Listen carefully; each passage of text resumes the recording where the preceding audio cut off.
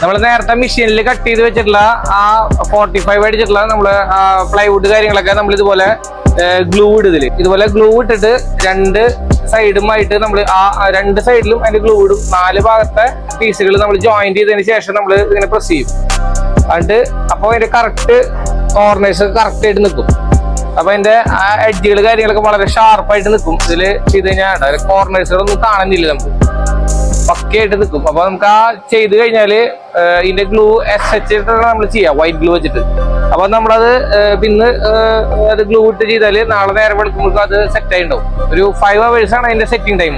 എഡ്ജുകളൊന്നും ഇല്ലാണ്ട് വളരെ ഭംഗിയിൽ നമുക്ക് ഇതിന്റെ ഫിനിഷിംഗ് ആയിട്ട് നമുക്ക് ചെയ്ത് തീർക്കാൻ പറ്റും. ഇങ്ങനെയാണ് നമ്മൾ ഈ ഓപ്പൺ ഷെൽഫുകൾ കാര്യങ്ങളൊക്കെ നമ്മൾ ചെയ്യുന്നത്. അപ്പൊ നമുക്ക് മെഷീനിലാവുമ്പോൾ നമുക്ക് ഇതിന്റെ പക്ക പെർഫെക്ഷനിലായിട്ട് എല്ലാ കാര്യങ്ങളും നമുക്ക് ചെയ്യാൻ പറ്റും. മാനുവലാകുമ്പോൾ നമുക്ക് ഇത്രയ്ക്കും പെർഫെക്ഷനിൽ നമുക്ക് ചെയ്യാനായിട്ട് വളരെ ബുദ്ധിമുട്ടാണ്.